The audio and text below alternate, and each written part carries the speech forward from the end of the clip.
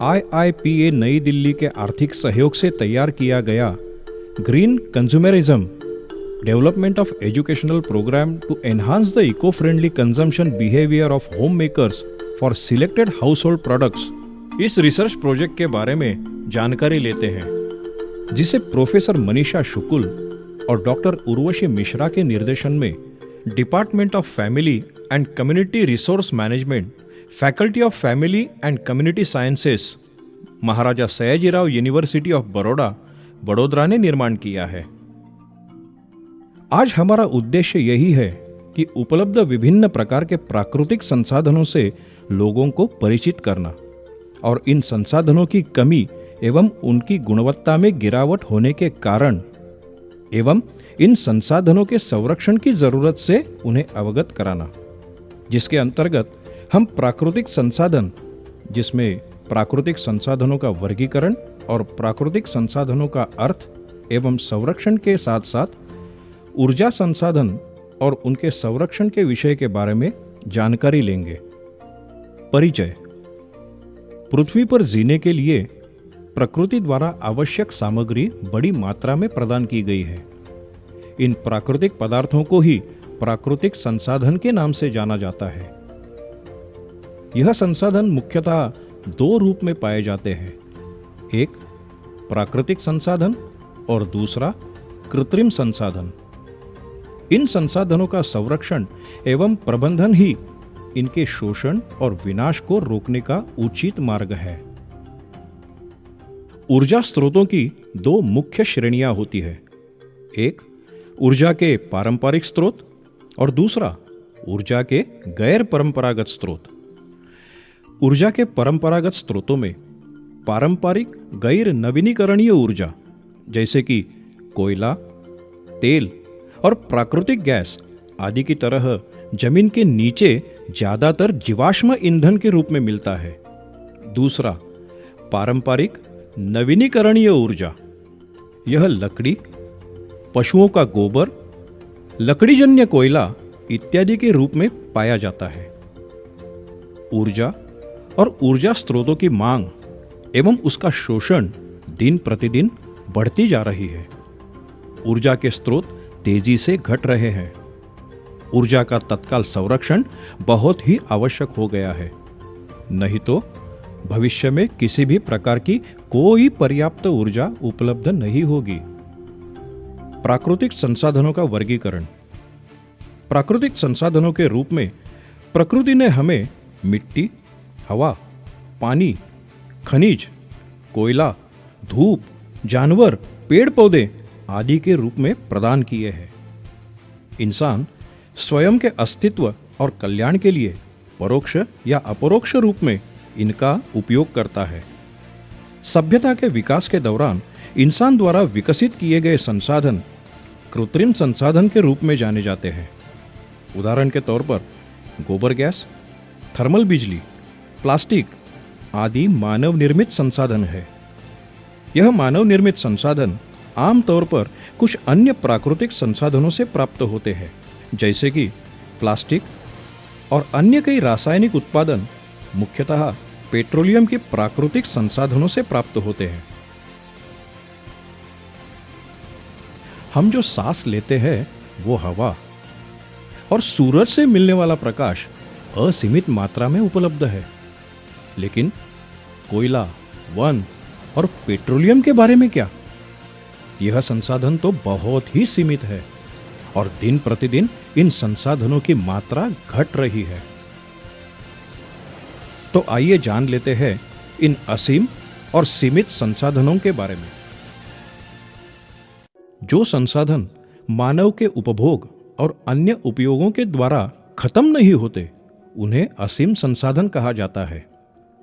रेती, मिट्टी, हवा, समुद्र की लहरें, पवन ऊर्जा, सौर विकिरण, जल ऊर्जा और ज्वार की शक्ति, इनका समावेश असीम संसाधनों में होता है। सीमित संसाधन।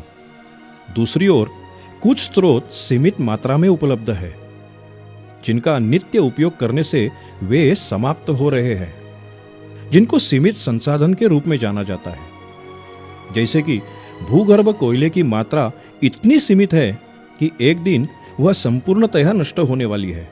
ऐसे ही पेट्रोलियम भी महत्वपूर्ण सीमित संसाधन है।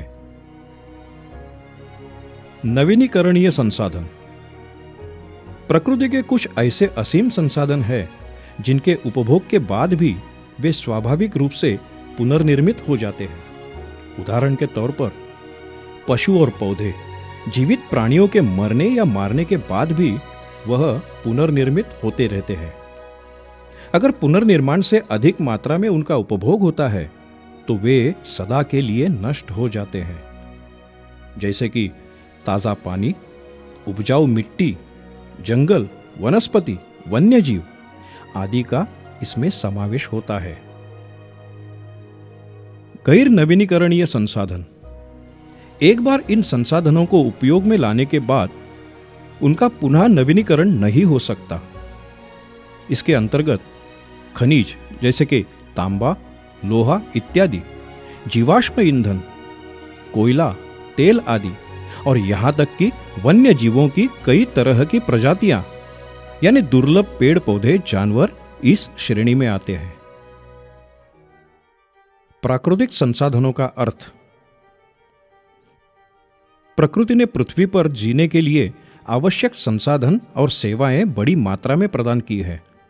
यह प्राकृतिक पदार्थ प्राकृतिक संसाधन के रूप में जाने जाते हैं। मनुष्य जीवन के लिए आवश्यक यह प्राकृतिक संसाधन कच्चे माल के स्वरूप में उपलब्ध है। इन प्राकृतिक संसाधनों का मूल्य उनकी मांग और उपलब्धता पर निर्भर रहता है। इन प्राकृतिक संसाधनों को उनसे निर्मित वस्तुओं के आधार पर वर्गीकृत किया जाता है। उदाहरण के तौर पर पेड़, मछली और कृषि उत्पाद यह प्राकृतिक संसाधन है और तैयार साजो सामान और तैयार भोजन उसके विपरीत है। प्राकृतिक संसाधनों का संरक्षण। जैसे जैसे मनुष्य की आबादी बढ़ती जा रही है वैसे वैसे प्राकृतिक संसाधनों की मांग भी बढ़ रही है। बढ़ते औद्योगिकीकरण एवं आधुनिक मानव समाज के शहरीकरण के साथ साथ सभी संसाधनों का उपयोग बढ़ते ही जा रहा है। अगर इनके उपभोग को सही तरह से प्रबंधित नहीं किया तो उसका परिणाम गंभीर हो सकता है, जिसका सीधा असर प्राकृतिक संतुलन बिगड़ने पर भी हो सकता है। इसलिए प्राकृतिक संसाधनों के संरक्षण की बहुत ही जरूरत है। प्राकृतिक संसाधनों का संरक्षण ही उनके शोषण, विनाश या क्षरण को रोकने का योग्य प्रबंधन है। तो आइए अब जान लेते हैं इन संसाधनों का संरक्षण कैसे किया जाता है। मिट्टी। मिट्टी यह नवीनीकरणीय होने के साथ साथ गैर नवीनीकरणीय संसाधन भी है। मिट्टी नवीनीकरणीय संसाधन है क्योंकि उसकी उत्पादकता और उर्वरकता को खाद और रसायनों के द्वारा समृद्ध किया जा सकता है। गैर नवीनीकरणीय मिट्टी। यदि मिट्टी का किसी जगह से किसी भी प्रकार से कटाव हो जाता है तो वहां नई मिट्टी के गठन में सैकड़ों या हजारों साल लग सकते हैं। मिट्टी का कटाव या क्षरण। मिट्टी का कटाव या क्षरण का सीधा अर्थ होता है बह जाना या दूर हो जाना। आमतौर पर गर्मियों के दिनों में हम देखते हैं कि हवा अपने साथ रेत और मिट्टी को एक जगह से दूसरी जगह उड़ा ले जाती है। ऐसे ही बहते हुए पानी के साथ साथ मिट्टी एक जगह से दूसरी जगह बह जाती है। हवा और पानी की वजह से होने वाले मिट्टी की ऊपरी परत के इसी बदलाव को मिट्टी का कटाव कहा जाता है। इस तरह के कटाव से मिट्टी के जरूरी पोषक तत्वों को महत्वपूर्ण नुकसान होता है, जिसका सीधा असर मिट्टी की उर्वरकता पर होता है। मिट्टी का संरक्षण। इस कटाव के कारण मिट्टी अपनी उपजाऊ क्षमता खो देती है, इसलिए मिट्टी का संरक्षण होना जरूरी है। मिट्टी के संरक्षण का मतलब है उसका कटाव और क्षरण की जांच करना और विभिन्न तरीकों से मिट्टी की उर्वरितता को सुधारना। तो आइए जानते हैं ऐसे ही कुछ विभिन्न तरीकों के बारे में। 1. मिट्टी की उर्वरितता का रखरखाव। मिट्टी की उर्वरता के रूप में विभिन्न प्रकार के खादों का उपयोग और समयसर फसलों का बदलाव करना। 2. चारागारों पर नियंत्रण। कृषि भूमि के अलावा चारागारों का निर्माण उससे अलग होना चाहिए। 3. वनीकरण। पेड़ पौधे और वनस्पति के रोपण से पानी और हवा द्वारा होने वाला मिट्टी का क्षरण बहुत ही कम किया जा सकता है। 4. पर्वतों के ढलानों पर सीढ़ीदार समतल भूमि निर्माण कर पानी के प्रवाह को नियंत्रित किया जा सकता है। 5. ढलानों पर सही आकार और दिशा में जुताई कर पानी और मिट्टी के कटाव को रोक सकते हैं। पानी। पृथ्वी पर रहने वाले सभी जीवों के अस्तित्व के लिए पानी अत्यावश्यक है। पानी जीवन को बनाए रखने के लिए सबसे महत्वपूर्ण और आवश्यक घटक है। यह वातावरण को नियंत्रित रखता है, बिजली उत्पन्न करता है और साथ ही साथ कृषि और उद्योगों में भी महत्वपूर्ण भूमिका बजाता है। पृथ्वी पर स्थित 97% पानी नमकीन है, जो समुद्र और महासागरों में पाया जाता है। शेष 3% पानी ताज़ा है, जिसमें से अधिकांश बर्फ और ग्लेशियर्स के रूप में संग्रहित है, और सिर्फ 0.36% ही पानी झील, नदियां और तालाब के रूप में पाया जाता है। पानी में गिरावट। पानी में गिरावट का सीधा अर्थ है पृथ्वी की सतह पर मौजूद पानी की गुणवत्ता और उसकी मात्रा में कमी। औद्योगिक विकास और जनसंख्या में वृद्धि के कारण दिन प्रतिदिन पानी का स्तर गिरता ही जा रहा है। बढ़ती जनसंख्या की मांग को पूरा करने के लिए पृथ्वी की सतह पर का पानी जैसे झील, तालाब और नदियां एवं पृथ्वी के भीतर में उपलब्ध पानी का जरूरत से ज्यादा अत्यधिक उपयोग करना, मनुष्य एवं प्राणियों द्वारा होने वाला ताजे पानी का प्रदूषण, औद्योगिक इकाइयों से पृथ्वी के सतह का और भीतर का पानी प्रदूषित करना, कृषि क्षेत्र में उपयोगी खाद, उर्वरक और कीटनाशक दवाओं की वजह से पानी का होने वाला प्रदूषण, तटीय क्षेत्र में समुद्र के खारे पानी की मिलावट की वजह से मीठे पानी की गुणवत्ता पर होने वाला असर, यह सब पानी की गुणवत्ता पर असर करने वाले मुख्य कारण हैं। पानी का संरक्षण। जीव सृष्टि एवं पेड़ पौधे और जानवरों के अस्तित्व के लिए जल संरक्षण का प्रबंधन होना आवश्यक है।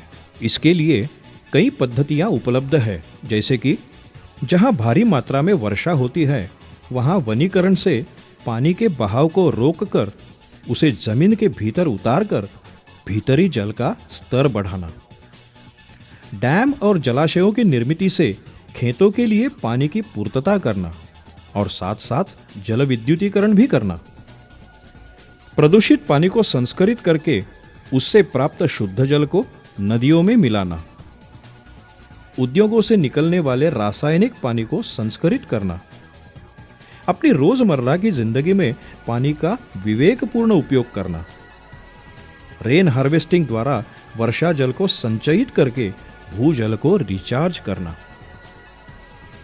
जैविक वैविध्य। जब हम अपने आसपास का निरीक्षण करते हैं तो हमें छोटी घास से लेकर ऊंचे ऊंचे पेड़ नजर आते हैं। अनेक विध जानवर, छोटे छोटे कीटकों से लेकर इंसान एवं कई बड़े बड़े जानवर भी दिखाई देते हैं। इसके अलावा अपनी आंखों से देख नहीं सकते इतने सूक्ष्म जीव मिट्टी, हवा और पानी में भी पाते हैं। अति सूक्ष्म जीवाणुओं से लेकर वनस्पति और जानवरों में मौजूद विविधता, यह जैविक विविधता के रूप में जानी जाती है। वनस्पति जीव जीवाणुओं की विविधता उपलब्ध परिस्थिति के अनुरूप विविध रूपों में रूपांतरित होती है। अब आपको पता चला ही होगा कि हमारे अस्तित्व के लिए जैविक वैविध्य का महत्व क्या है और वह किस तरह से नष्ट हो रहा है। तो आइए जानते हैं इस जैविक वैविध्य का संरक्षण कैसे किया जाए। इस जैविक वैविध्य के संरक्षण के लिए मुख्यतः दो नीतियां अपनाई जाती हैं। एक है पेड़ पौधों और जानवरों को उनके प्राकृतिक निवास क्षेत्रों में संरक्षित रखना, जैविक विविधता के लिए जमीन या समुद्र के क्षेत्रों को केवल उन्हीं के संरक्षण हेतु समर्पित रखना। उदाहरण के तौर पर राष्ट्रीय उद्यान, वन्यजीव अभयारण्य, बायोस्फीयर रिजर्वर्स इत्यादि। और दूसरा है पशु या पौधों का उनके प्राकृतिक स्थान से अतिरिक्त बंदिस्त स्थान पर संरक्षण करना। उदाहरण के तौर पर बोटैनिकल गार्डन, चिड़ियाघर, जीन बैंक, डीएनए बैंक, बीज बैंक, पोलन बैंक और टिश्यू कल्चर इत्यादि। वन्य जीवन, पेड़ पौधे, जानवर, सूक्ष्म जीव एवं विकसित पौधों और पालतू जानवरों का गठन। पेड़ पौधे और जानवरों का उनके प्राकृतिक वातावरण में रहना यानी वन्य जीवन। इकोलॉजिकल संतुलन बनाए रखने में वन्य जीवन एक महत्वपूर्ण साधन है।